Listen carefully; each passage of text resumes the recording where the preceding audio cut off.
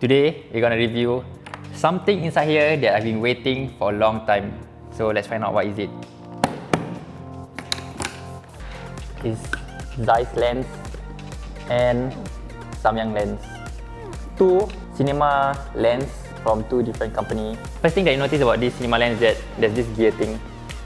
So basically, with this gear thing, you can use with a focus pull where you can change your focus or your T-stop over here. Why is this called T-stop? Is because it's the amount of light that passes through the lens. I'm gonna take out everything and compare all of them. Before we talk about the difference between all these lens or these two brands, we're gonna talk about the similarity. Firstly, if you notice from the side, like all the gear are being placed at the same level for Samyang and the Zeiss. But let's say you need to change 85 to let's say 35. You don't have to change your position of your focus. Instead, you can just place it there, take out the lens, swap, and then it will stay there and you can just continue. Okay, the next similar thing about these two brands is that it fits Canon mount. It's using the EF mount and it fits full frame camera. One more similar thing about this lens is that there's long focus throw with this pull thing. And then there's a declick aperture. It means that it's very smooth. Let's say you are going from outdoor to indoor.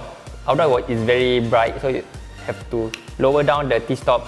So when you get inside, you can increase the T-stop. Okay, the first thing that you can see from these two lenses that the Zeiss have bigger diameter is 114. While for this Samyang is actually 77. 114 is considered the standard.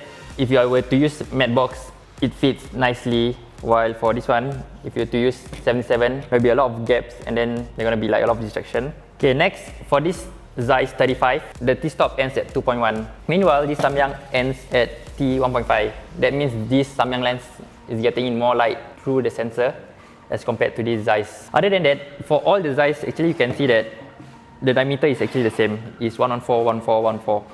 While for Samyang, this is 77, 50 is 77. For 85, this is actually 72. So basically, if you are having ND filter, if you bought 77mm, you can only fit on the 50 and 35, and then for 85 you have to get another ND filter. But if you are using this lens, you can fit for all. Okay, the good thing about this Zeiss is that the focus throw is actually 270, but for Samyang is approximately less than 180. So basically with this Zeiss lens, you can get precise focus for your focus puller. So right now we're gonna test the Zeiss and Samyang lens at 35mm. So I'm going to grab my 5D Mark III over here and do some testing. Okay, by using this Zeiss, it feels really front heavy. Okay, video mode. I'm going to test the focus breathing. I'm currently at T2.1. Actually, I don't really notice any focus breathing. Maybe it's because the iris is big, so you don't really notice it when you shift from one focus to another. Right now, I'm going to test the Samyang at T2.1 to check for the focus breathing. Actually, it's very noticeable.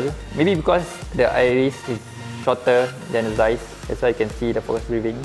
I'm not a scientist, so I can't really compare these two lenses. But after going online, I found out that the Samyang has less vignetting as compared to the Zeiss. However, I found out that this Zeiss lens has less distortion and less chromatic aberration as compared to this Samyang lens. And then, in terms of budget, Samyang is much cheaper. It's like $700 as compared to this $4,000. In summary, who are these lenses for? Personally, I feel that the Zeiss is for production house who have crew instead of just working alone. And then you need the extra optical quality as compared to Samyang. Meanwhile, for Samyang, it's very light. It's good for one-man crew, and in case you are short of budget, it has that quality. For those who are looking for cinema lens that is good and not burn your pocket, Samyang is the way to go.